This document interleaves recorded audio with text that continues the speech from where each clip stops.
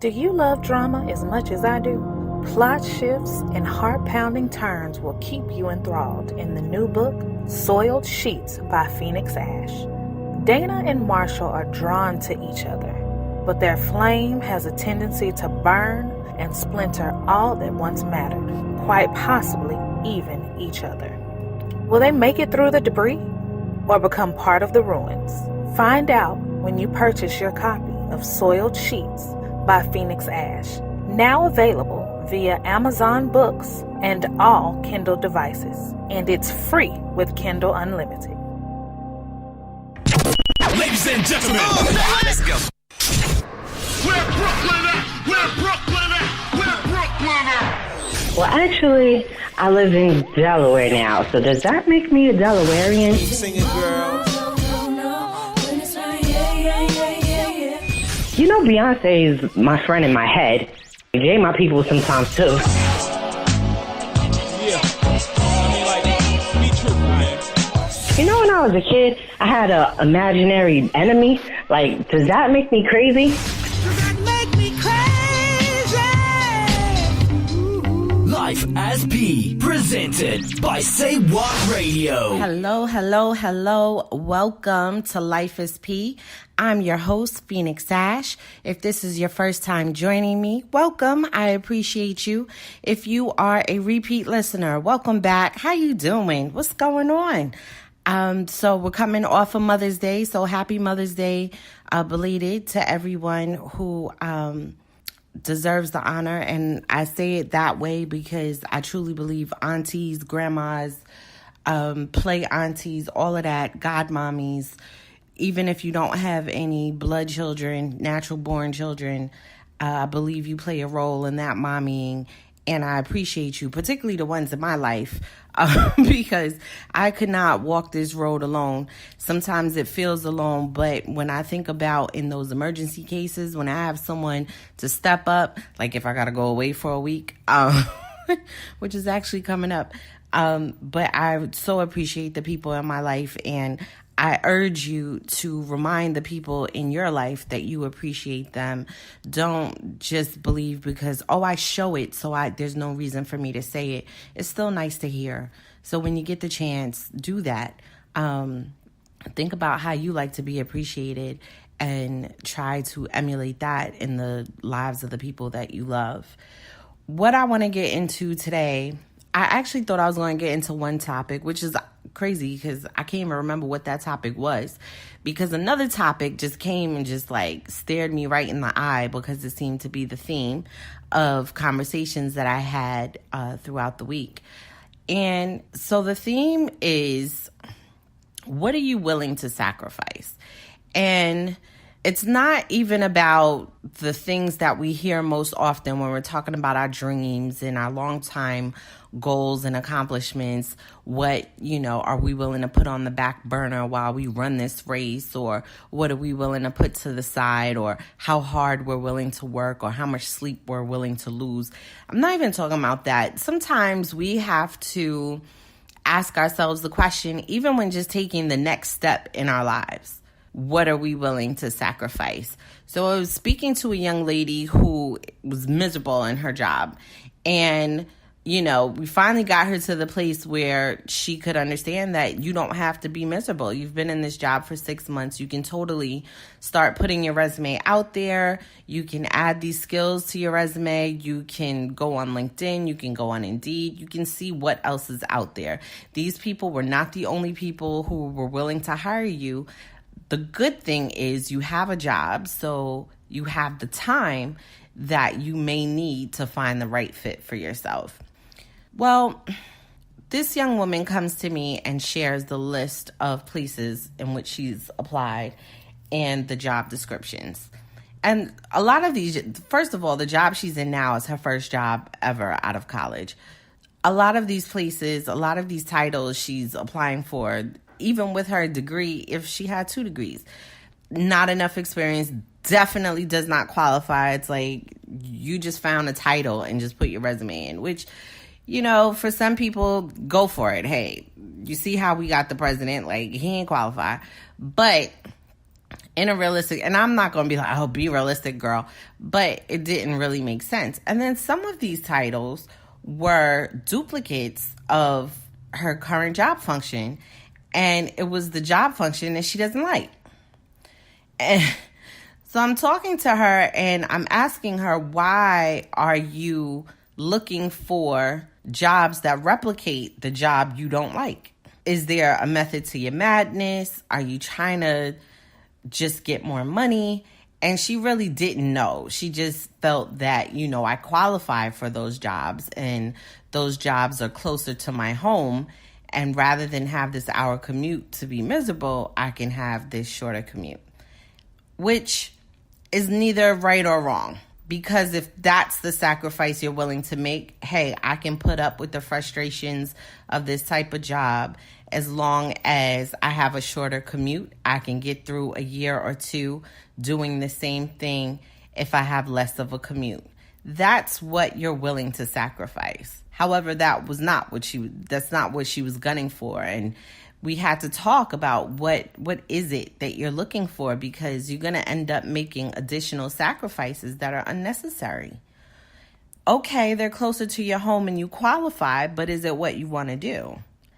The thing that you want to do, there's something within you that qualifies. There's something in your experience. There's some way that you came to the realization that you want to do this. You had some experience that showed you that this is what you want to do. So why aren't we looking in that direction? Why aren't we figuring out what's close to your home? But, because technically, if you got paid the same amount, but your commute is 20 minutes versus an hour, that's a sacrifice you can be willing to make. Like, hey, I'd be making the same money, but I'd be saving money on transportation.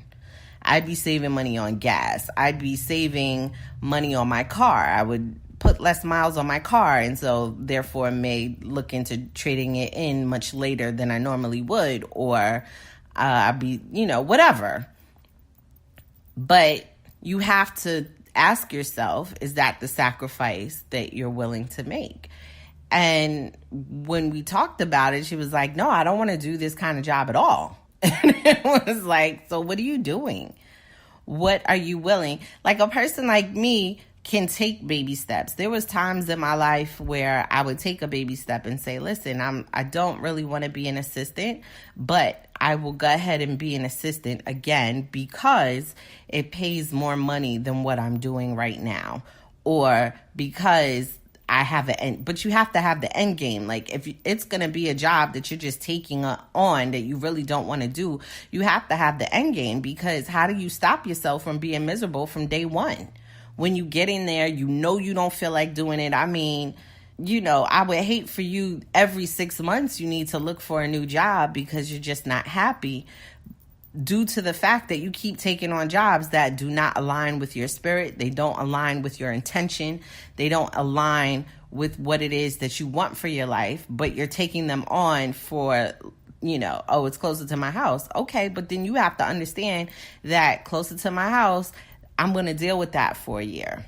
Have an end game, because there are some employers who will pick up on your disgruntled attitude, or, how you don't feel like doing things, and will say, you know what, this person hasn't been here 90 days, but I can already see that they're going to be an issue for me going forward, or it's going to be pulling teeth getting work out of this person, or I'm never going to be able to get this person to step up and take it to the next level, and this is not really what I'm looking for.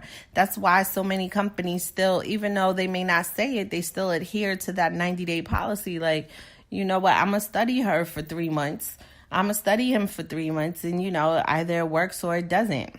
And granted, you do have some managers who that's the thing they need to work on, right? They have realized that this person is not who they intended to hire, does not have the work ethic they're looking for, and in hopes that this person will one day turn around or get better, or with some coaching be able to be developed, they invest too much time in an employee when they could easily just, agree to disagree and move on out and go get the person that they actually need to fill the role. That's neither here nor there. That's not what we're talking about today. However, that is an issue. But I feel like we need to know what we're willing to sacrifice. I was having a talk with a prospective agent, and she was telling me about, my book 2, and we're looking for a publisher. And she's like, honestly, a lot of companies are not looking to publish a second book in a series, particularly because they would feel that they would need to reprint the first book in order to, be consistent on the branding and so forth. And, it got me to thinking, like, so what's the sacrifice am I willing to make? Am I willing to put book 2 to the side, and the people who have already invested their time in book 1, am I willing to put those readers on hold in order to pursue a manuscript that's going to align with publishers that I'm looking at?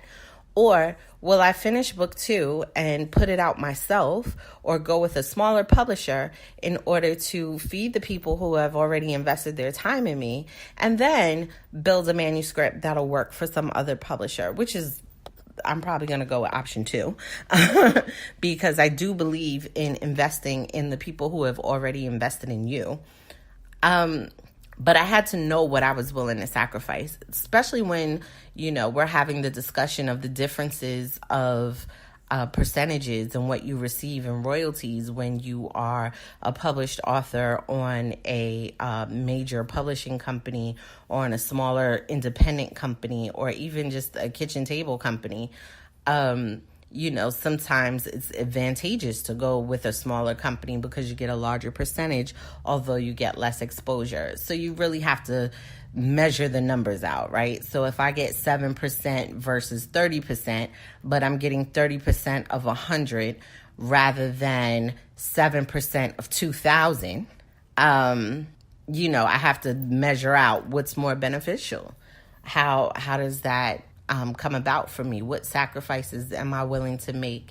And do I need to make large leaps, or do I need to take baby steps in order for these things to make sense for me? And these are the things that I'm mulling over on a regular basis, as well as I have other contracts coming at me in terms of like contract work where people want me to work on their websites or do articles for them. And that's great. But I'm also taking on full-time contract work because I got to pay my bills. So, I do have to moonlight and get what some would consider a regular job. So when I'm thinking about it and I'm overwhelming myself, I see that I have a lot of things built up that I have to sort of like declutter my mind and write a lot of things down and get for book 2. I'm almost done with for the Davenport series, and I'm like, I just got to finish this because my mind is getting cluttered. New ideas are building, other things that I want to pursue, and I feel like I'm taking too much time. But the reason why I'm taking so much time is because I have so much going on, and I'm starting to overwhelm myself, and to the point where I had to come to the realization that there's certain additional work that I have to start saying no to. My bank account is like, don't say no to anything. Take on all jobs. Any little extra money is great. However, I need to think about my creative process and my time and know what that's worth to me. So some of these things are going to have to get sacrificed. I'm going to have to say no to some work. There are people who are looking for me to do content editing, which is something I love to do. So it would probably be very difficult for me to turn down those jobs. I love to develop other authors. While I'm developing myself, there are some things that, I feel like I've perfected and I know very well. And, other authors share their information with me. I share mine with them. And we're sort of building each other. And I love you guys. If you've listened to my podcast over the past year, you know that this is the kind of community that I love and I just relish in because I love to build the people around me as they're building me. And I'm finally starting to get a writer community in which this is happening. And I think one day I may actually do like a round table for you guys to listen to us talk if you care. But again, it's just knowing what you're willing to sacrifice. At every turn, you have to start imagining what it is that you're giving up. Because if you can get yourself to agree to what you're giving up in order to get what you're searching for, I feel like you will have slightly less frustration. When things start falling off and things, stop coming through, I could not, let's say I didn't decide that I'm going to have to sacrifice some additional work, but I'm going forward. I'm building my manuscripts. I am working my job. I'm being a mother. I'm being a wife. And I'm doing some content editing. But I realized that some of these other jobs, like, people stop coming back to me. They don't give me repeat business. They stop referring me. They stop speaking my name. And it's because, I'm not following through, or I'm taking too long to respond, or they don't feel like they have enough of my attention. That could happen, and it can blindside you. You can be like, wait, where did that come from? And be frustrated that you have to now rebuild this portion of your reputation or investigate why this is happening. However, I believe in getting in front of things, and I see things in the distance, and I'm like, listen, there's no way that I can keep going at this rate and keep my sanity. I owe it to my daughter to have my sanity. My insane thoughts and so forth go on the paper and in a manuscript. They should not come out in my home. My daughter, my husband deserve the best version of me. And although sometimes I have to sacrifice time with them in order to invest time in my career, there are some sacrifices that I need to make outside of them in order for them to be happier with me. In order for them to agree to the sacrifice that they're making by saying, we'll give mommy 2 hours or 3 hours to be by herself so that she can get some writing done. My daughter's 3. She's not at the point in her life where she can be home and I can be in a room by myself for 3 hours and she not call my name. She's not at that point. She's very attached to me. She's not a daddy's girl. She's a mommy's girl. Her and her daddy love each other, but she's definitely a mommy's girl. So I have to balance that, and I have to feed it. And she's very willful, very headstrong. And she's such a lovely little girl with some fire, yo. Oh my gosh, she's got some fire. That sometimes has to be cooled. But I can't manage that and everything else without making a sacrifice somewhere. And where I'm not willing to sacrifice, I try too hard for my daughter to get here. I'm not going to sacrifice helping her develop herself and manage her temperament and be the best version of herself because somebody has a $50 contract job they want me to do. Like, I just want you to do an article. Okay, that's great. But maybe I can't do it.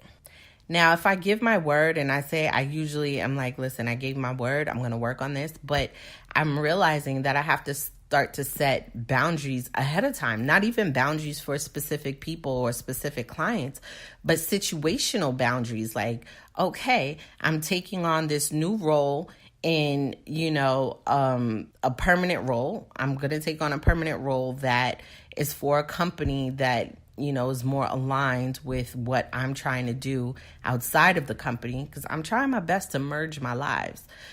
So, I'm going to take on this permanent role or a semi-permanent role. And I say semi-permanent because I feel like nothing is guaranteed. Nothing, is set in stone. The companies have layoffs, companies have mergers. And somebody could buy my television script or buy a movie script, and I could make enough money where I could say, I want to live this specific life. But who knows? But I'm going to take on this role, and I'm going to continue to write. But there has to be something that I sacrifice. And so these, one-off jobs for very little money, just to do what I love, I'm going to have to say no to. I'm one of those people who I say yes way too quickly. And then I'm like 3 days after my yes, like, I don't have time for this. What am I doing? And I don't like to disappoint. I don't like to go back on my word. And it's very difficult for me to go back to someone and say, I know I said yes, but I don't think I'm going to be able to do this. That is a struggle for me. It's very difficult because I feel like I'm leaving you hanging, because when you come to me and you ask me to work on a project, I feel like in your mind there's some kind of deadline, there's some kind of expectation, and but I don't take into account that, when it's a writing project, it's not like I'm going to write a draft and you're going to accept it and go. Like, there's going to be several revisions. We're going to talk about it. We're going to hash it out. This is a full thing. And I don't have that many pieces of me left to give people full things. So, which is why I stopped doing line editing. I don't want to do line editing because it's too consuming and it's not the most enjoyable thing. And I doubt myself too much. Although I'm very good with line editing for other people, because I also edit my own work, I sometimes look at it and go, oh, I missed this, I missed that. And so I start to doubt myself and doubt my ability to be able to be that for someone else. And I'm working on it, guys. I really am. I also think that I'm going to get a line editor this time so that it would save me time, because I'm at the point in my life where I've made a few dollars and I could invest in people to help me. When I first started out, I didn't have a budget for it. I decided I was going to go write, but I didn't have a budget for it. I had a budget to pay my bills. Like, I'm going to leave corporate. I'm going to work on writing. And this is the amount of money I need to pay my bills for these amount of months. I don't know why it didn't dawn on me I needed a budget to write. I got to pay copyright fees. I got to pay for someone to do a cover. So I had no budget to pay an editor. I had no money. You know how many times I took books down and had to put them back up on Amazon because I caught errors months later? I remember In Her Makeup, the whole first edition, I think I had a duplicate chapter or something. Like, luckily, I think only like 5 people had bought it at the time. So I went through, the 5 people who bought it and sent them copies of a revised one, just because I was like, I'm sorry that you bought work that, And granted, these people, it's probably still on their shelf. They probably never even read it, because those 5 people were buying out of support. Because ain't none of them review it. But anyhow, so I had to start somewhere, but I also have to pay attention that I've also made it somewhere. And I can't do the same things that I did when I started. I'm going to have to sacrifice and pay a couple dollars to someone else who has the same skills I have, but they have fresh eyes when looking at my work, in order for my work to develop and be better. I'm going to, rather than rack my brain for 3 weeks trying to figure out what images I can dream up for my next cover, talk to some of these authors, because I'm not real good with sharing my creative process. When it comes to sharing my creative process, my circle is extremely small, and I feel like now it doesn't need to be as small, because there are people going through some of the same things I'm going through, and they're leaning on me, and I should lean on them. And that is something that's developing within me. I don't necessarily think that's a creative process flaw. I think that's a personality flaw, because I've been traumatized and hurt so much throughout my life from people taking advantage of me or just not really giving a damn about what I'm trying to do. I've closed myself off, but I've also finally gotten to a place in my life where I believe in my ability to recover. I know that I've recovered from everything that's happened to me. So whatever you do to me, I can recover from. So now I can care less about what your agenda is. If on your agenda is to hurt me, I don't have to be all consumed with that. I don't have to spend my time wondering, worrying. I have pretty good discernment, so I need to trust it. Back in the day, I've always had discernment, but I was also taught to doubt myself, because I could discern so quickly whether someone was for me or against me. It surprised people in my life, and it seemed as though I wasn't giving certain people a chance, and I was making a judgment much too quickly. And I'm not talking about based upon somebody's name or somebody I read. I've had a conversation with you, I met you, and I felt something through your spirit, but I was taught to doubt that. And now that I'm much older, I'm like, no, because in none of those instances was I wrong. So every boyfriend that has torn my heart out upon first meeting I doubted whether this person was somebody I should date. And, I think back and be like, good Lord, if I just trusted myself, I could have saved myself a lot of heartache. However, I would have had much less stories to tell. So I'm okay with it. I'm good. That's a sacrifice that now on the other end, I'm like, I'm glad I made. Being with my husband for over almost 20 years now, I'm happy that I'm not making those kinds of sacrifices anymore. I've got enough to fill hundreds of books. I don't need any more. But, know what you're willing to sacrifice to get, even if it's just the smallest step, even if it's just, I'm going to another job. Is it just another job, or is it a step in your career? Are you trying to get closer to home? Some people, in order to manage their household and be with their family, have to really think about, am I willing to, take $5,000 less in my salary for a job that's closer to home with less hours so that I can be present for my children?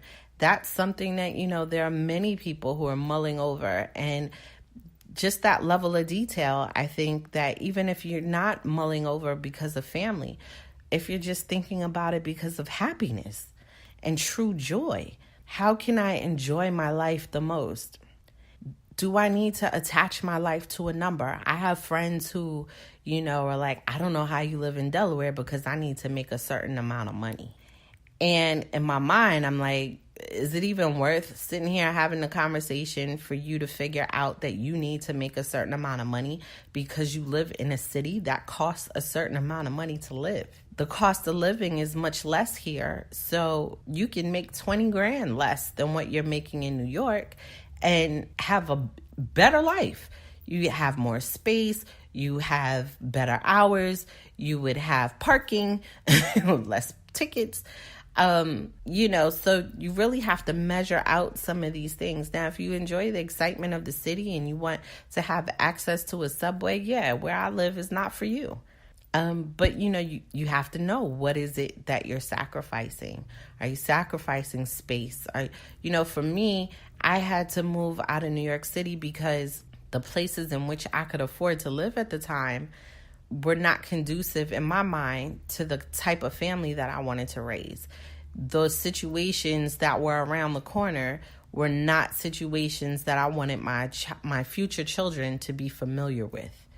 For me, I needed to move out of New York City because I could not afford to live in an area of New York City where those situations weren't prevalent. So I had to go. I had to know what it was I was willing to sacrifice. And I've been in Delaware for 10 years. So I would say it's worth the sacrifice. And I still kind of feel like this is not permanent, that this is not forever. I'd like to live in another country at one point. There's going to come a time where my husband and I, and depending on how old my daughter is, we're going to all have to think about the things that we're going to be willing to give up and sacrifice in order to make that move. And so I'm thinking about it now. But it starts with whatever is the next step that you're about to make. Why are you making it? I did a show a while back about knowing your why. When you're giving someone advice, why are you giving them that advice? We have so many people in our lives who say, stick it out, stay for another 2 years, whether it be relationship, job, or whatever, or, for something that if we sit down and think about it, it's not going to get better. The last contract job I had, I was working for a manager who should not be managing people. She's great at managing work, but she should not be managing people. She just does not know how to come off in a way that's receptive. And that sacrifice, had I known ahead of time, I would not have been willing to make. I would have stayed unemployed for a little longer to find another situation, but I didn't know. And actually, I'm glad I didn't know, because the people that I was working with on a day-to-day basis, I loved them. And I built great relationships with them. And some of them I feel like are lifelong friendships. So I'm kind of glad I didn't know about that up front. But I had to know, even with deciding to take on a different job from that, like, what sacrifice am I willing to make? Do I need to make more money, or do I need to go somewhere where I'm making the same money, but I have peace of mind? Do I need to work further away and still have peace of mind? Like, what am I willing, how far, this place was like 17 minutes from my house. How far am I willing to go? Am I willing to go a half an hour? Am I willing to go 45 minutes? How far am I willing to go to get peace of mind in order to get out of this situation? Because I still needed something that was going to help supplement bill money. My husband, he's not in a place where he can do it himself, and I don't expect him to. So we have to, and sometimes that's a sacrifice. Him and I talk about, do you want to change your job so that you can make a few thousand more for a little while I not work and I work on this writing career? Or am I going to take on a job and sacrifice and work somewhere for 2 or 3 years, making a few thousands more so he can go to school and finish his degree? Those are things that we talk about at every turn, even if, just the week to come. What's your schedule? Who's going to take Sadia to school? Who's going to pick her up? Let's talk about this. Okay, we haven't had a date night in forever. Are we willing to sacrifice a little bit of time with Sadia so that we can have a date night? Can we suck up our pride and call someone who hasn't offered to babysit and ask them to babysit, offer to pay them, so that we can have a little time to ourselves? Everything is a question of, what are you willing to give up in order to get what you want or get what you need? But you have to ask yourself, don't do things just haphazardly. Just, sometimes we take on just whatever because we're running. We just want to get away from something else and we're just running. And I feel like that is not the best scenario, particularly because for myself, when I'm just running and anything will do, anything is usually just as bad as what I'm running from or worse. And it's another thing that I have to figure out how to get out of. And it just builds on my frustrations. The next thing I know, I've had a year or two of straight frustration where now I'm not recalling who I am, what my personality is. I'm fighting with my husband. I'm, not as nice to my daughter. Frustrated with her teacher. Like, it's just too much. It's just too much. So I am learning that I have to think about what it is that I'm willing to sacrifice. How do I maintain my peace of mind? How do I stay enjoying this thing that I'm pursuing and being present in my life? There are a lot of entrepreneurs and a lot of people who work hard who's like, I'll sacrifice now so that I can have all this stuff later. But what if I don't make it to later? What if I, frustrate myself or stress myself so much to the point where I pass away? What if I pass away? What if I get diagnosed with something? What if some incurable disease comes on? And I know it's morbid thoughts, but it's not like it doesn't happen. So how do I live my fullest life now while I'm working hard to pursue? And I think a key component of that is deciding upfront what it is I'm going to sacrifice, see myself as getting overwhelmed, suck up my pride, stop acting like it's not happening, and do something about it, make a plan. And so I want that for you, my listeners, because I want you to have a joyous life. I've always said I want you to enjoy your life, but I want you to fulfill your dreams and get all your passions out. And I think that if you frustrate the hell out of yourself along the way, that you just may not get there. I think the walk is supposed to be enjoyable. It's supposed to be hard work, but enjoyable work. There are plenty of people who will disagree with me, but I'm learning that my joyous walk has gotten me much further than the walk of frustration. Well, that's my spiel. Thank you so much for joining me this week. I appreciate everything that you do. I appreciate all my messages in my inbox, you guys. I'm so loving every time you tell me you appreciate what you hear or the discussions that we're having offline. Keep them coming. As long as you're not in my inbox trying to get me to drink some tea or something, but we're good. Or buy $5 jewelry, we're good. If you're interested in purchasing any of my work, my book, In Her Makeup, is available on Amazon as well as Kindle. The Audible, I know I keep saying it's coming soon, but it is coming soon. I have to finalize the edits, and that's me. I'm going to try to do that this week. My book, Soiled Sheets, is also available on Amazon and Kindle. Long Neck Bottles is available on Amazon, Kindle, and Audible. Please pick up any of my work, follow my author page, Phoenix Ash, on Amazon. You'll know when I'm dropping book 2 because it's coming. Thank you so much for all your prayers, all your good wishes, all your encouragement, enlightenment, and everybody who adopts me and says I'm now their cousin. Yes, we fam. If you want to live a positive life and you want positivity in your life, you want to grow and reach your goals and live out your passions, we fam. Okay? From here on out, we fam. You just as much as my fam is Beyonce, okay? And you know how we fam. All right, guys. Until next time when we can exchange power. Peace.